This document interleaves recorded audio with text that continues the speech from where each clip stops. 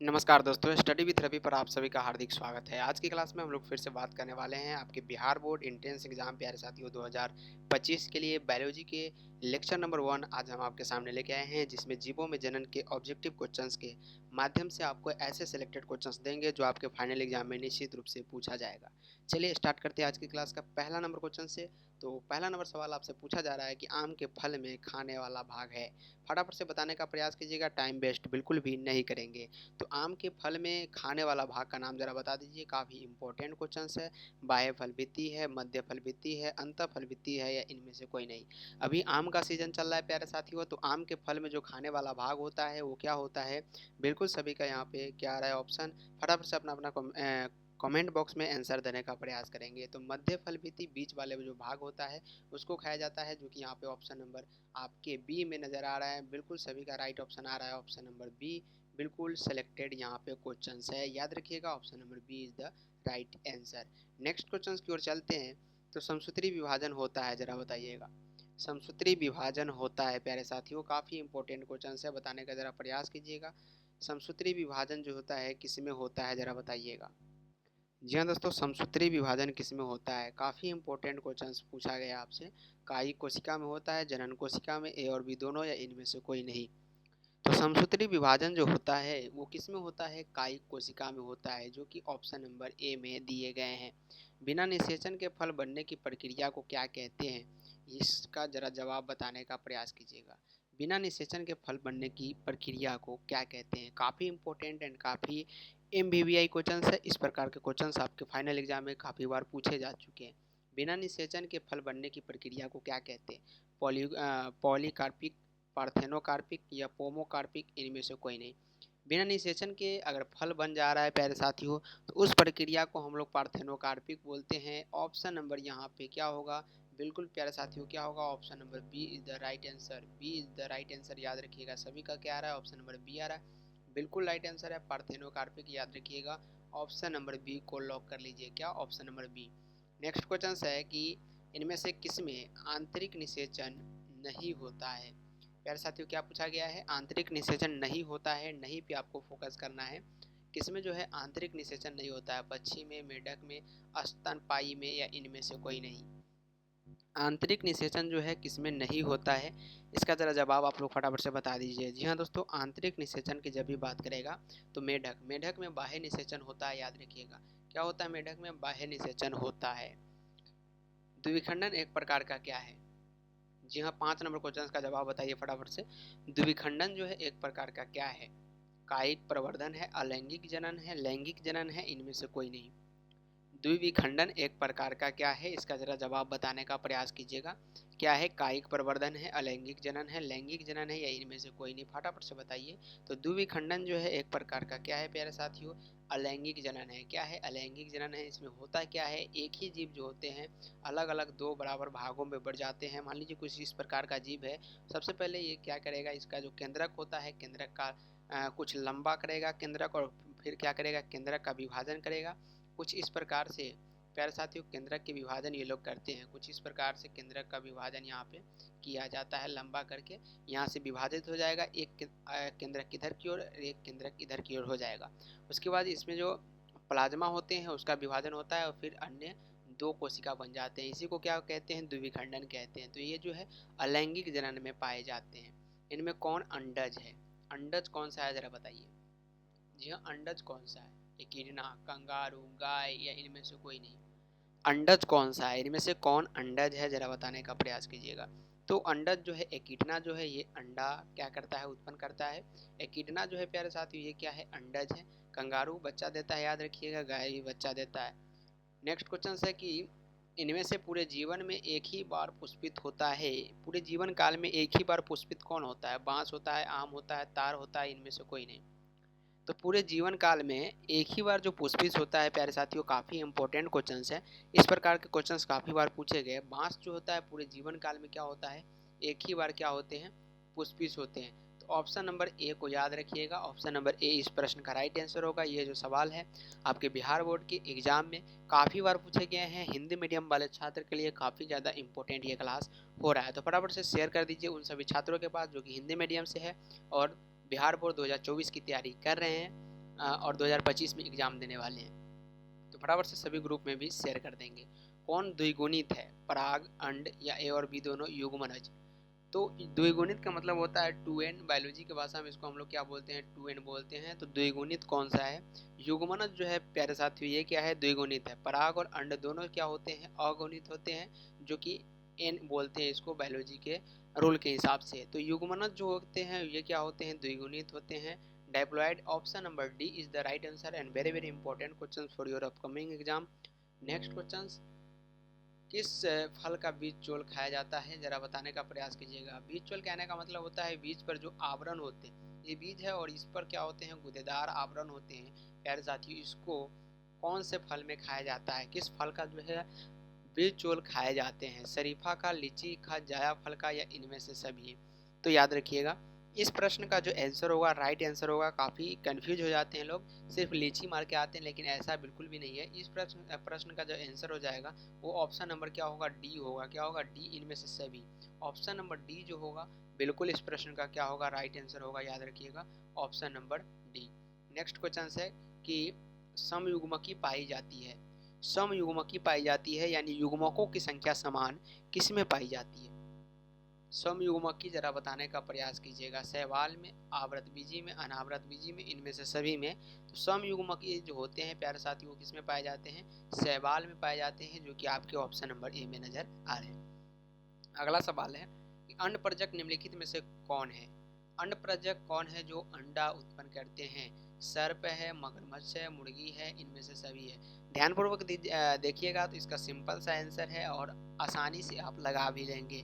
तो अंडप्रजक जो होता है वो इनमें से सभी होता है, क्योंकि सर्प भी अंडप्रजक है, मगरमच्छ और मुर्गी भी। ऑप्शन नंबर डी जो होगा बिल्कुल इस प्रश्न का राइट आंसर होगा।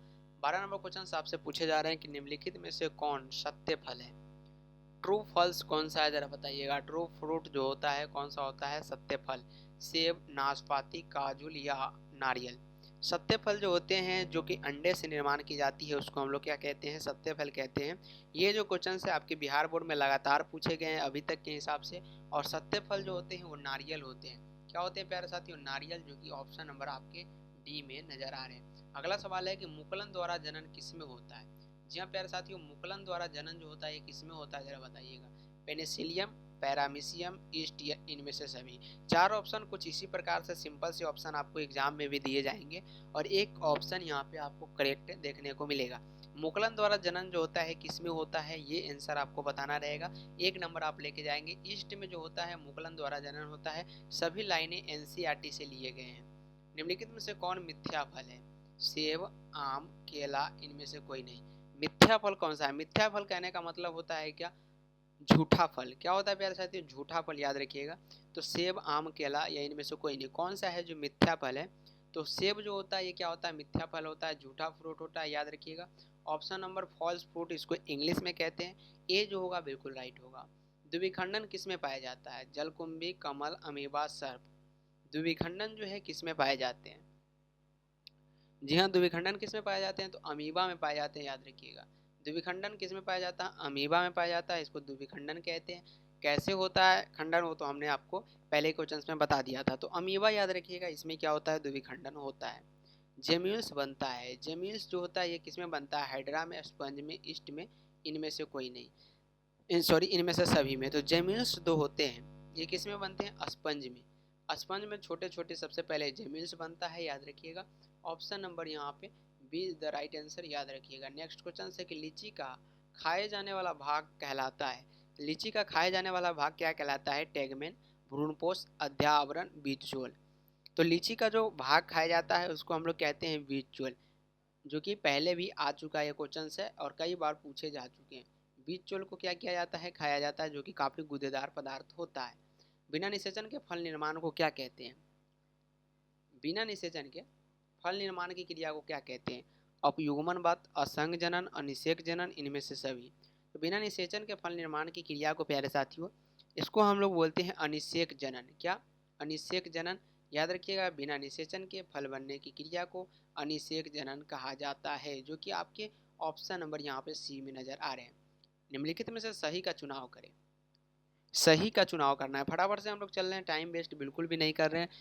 ताकि आपका टाइम वेस्ट ना हो और ज़्यादा से ज़्यादा क्वेश्चन आपको मिलता रहे। तो सही का चुनाव करना है।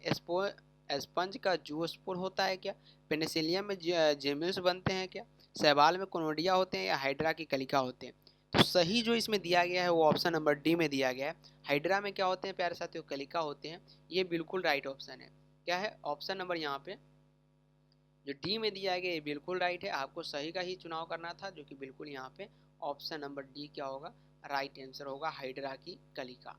चलिए, ईख शुगर केन में ग्राफ्टिंग नहीं हो सकता, क्योंकि ग्राफ्टिंग जो होता है शुगर केन में नहीं हो सकता, ऐसा क्यों होता है? जरा आंसर बताइएगा। ग्राफ्टिंग जो है प्यारे साथियों नहीं हो सकता किसमें? शुगर केन में। वैस्कुलर बंडल बिखरे होते हैं इसलिए, फ्लेम जाइलम के अंदर की ओर होते हैं इसलिए, या ईख के पौधे कोमल होते हैं इसलिए, या चोट से सहने में असमर्थ होते इसलिए। तो ईख में ग्राफ्टिंग नहीं हो सकता है, क्योंकि ऐसा होता है कि वेस्कुलर बंडल जो होते हैं इसमें प्यारे साथियों वो बिखरे होते हैं। क्या होते हैं? बिखरे होते हैं। ये नीट लेवल तक ये सवाल जो है पूछे जा चुके हैं अभी तक। Option number A is the right answer, याद रखिएगा। किसके लिए लैंगिक प्रजनन जिम्मेदार है? लैंगिक प्रजनन जो है किसके लिए जिम्मेदार है? द्विगुणित अवस्था को बनाने हेतु, आइडेंटिकल यंग वंश के सृजन हेतु, विकासवाद में कोई भूमिका इनकी नहीं है, एक गुणित यानी हेप्लॉइड अवस्था को बनाने हेतु। तो लैंगिक प्रजनन जो है जिम्मेदार है किसके लिए? जिम्मेदार है तो द्विगुणित अवस्था को बनाने हेतु ये क्या है? जिम्मेदार है। ऑप्शन नंबर यहाँ पे ए जो होगा करेक्ट आंसर होगा। पुदीना कायिक प्रवर्धन करता है। पुदीना जो है प्यारे साथियों ये कायिक प्रवर्धन करता है, जरा बताइएगा किसके माध्यम से पुदीना जो है कायिक प्रवर्धन करता है? ये आपसे पूछा जा रहा है। तो ये जो होता है अंतःभोजतारी यानी शुकर से क्या करता है? कायिक प्रवर्धन करता है। कुकुर का संभावित जीवन काल होता है। उम्मीद है कि सभी आप लोग एनसीईआरटी के माध्यम से पढ़ लिए होइएगा। नहीं पढ़े हैं तो थोड़ा नीचे जाइए, इसी चैनल पे आपको जीवों में जनन की सारे लेक्चर्स मिल जाएगी। उसमें सभी आपको पढ़ाया जा चुका है। कुकुर का संभावित जीवन काल, हाथी का कितना होता है, गुलाब का कितना होता है, साथ ही साथ जितने भी रिलेटेड आपके एनसीईआरटी में दिए गए सभी पढ़ाया जा चुका है। तो जाके आप लोग जरूर देखिएगा। संभावित जीवन काल जो है 20 ईयर्स कुकुर का होता है, याद रखिएगा।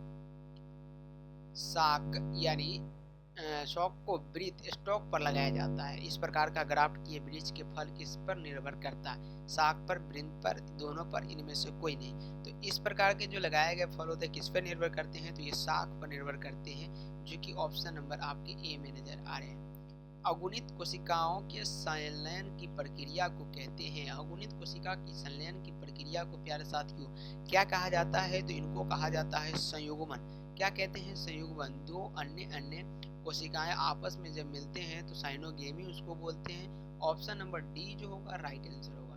कुछ इस प्रकार के छोटे छोटे अगुणित कोशिका होते हैं, आपस में ऐसे आते हैं प्यारे साथियों, और ये आपस में मिल जाते हैं, तो इनको हम लोग संयुग्मन बोलते हैं। डैश में पत्तियों की खंडों द्वारा कायिक प्रवर्धन होता है, तो ये बायोफिलम अजूबा एक पौधा है और कोलेंचोए, जो कि ऑप्शन नंबर आपके बी में नजर आ रहे हैं। रात में खिलने वाले पुष्प साधारणतः क्या होते हैं? रात में खिलने वाले पुष्प जो होते हैं वो साधारणतः क्या होते हैं? हल्के होते हैं, छोटे होते हैं, चमकीले रंग वाले होते हैं, या गच्छों में खिलते हैं? तो रात में खिलने वाले जो पुष्प होते हैं वो क्या होता है प्यारे साथियों? बिल्कुल यहाँ पे छोटे होते हैं। क्या होते हैं? छोटे होते हैं, जो कि ऑप्शन नंबर बी में। उभयलिंगी प्राणी है। उभयलिंगी प्राणी कौन सा है? तो उभयलिंगी प्राणी जो होता है प्यारे साथियों केंचुआ, ये क्या है? उभयलिंगी प्राणी है, जो कि ऑप्शन नंबर डी में है। निम्नलिखित में से द्विगुणित संरचना कौन है? अंडाणु, शुक्राणु, युग्मनज या सभी? तो द्विगुणित संरचना सिर्फ और सिर्फ युग्मनज है। जन्म से लेकर प्राकृतिक मृत्यु तक के बीच की अवस्था को क्या कहते हैं? तो ये जो होता है जीवन काल कहते हैं, याद रखिएगा। तो आपके फाइनल एग्जाम के लिए 2025 के लिए ये टारगेट क्वेश्चंस है, सिलेक्टेड क्वेश्चंस है, याद रखिएगा। 30 क्वेश्चंस इस चैप्टर से आपको उठा के हमने दिया है, इससे बाहर एक भी क्वेश्चंस आपसे नहीं पूछे जाएंगे। इस उम्मीद के साथ आप लोग एग्जाम हॉल में बैठिएगा और अभी से तैयारी करते रहिए। बार बार इस क्वेश्चंस को रिपीट करके देखते रहिए, सभी क्वेश्चंस आपको ध्यानपूर्वक याद हो जाएगा। तब तक के लिए अपना फीडबैक कमेंट बॉक्स में जरूर दीजिएगा। वीडियो को लाइक करके शेयर कर दीजिए अपने भाई बहन दोस्त जितने भी ग्रुप है सभी में। तो मिलते हैं फिर से नेक्स्ट क्लास में। जय हिंद, जय Bharat, bye bye and take care.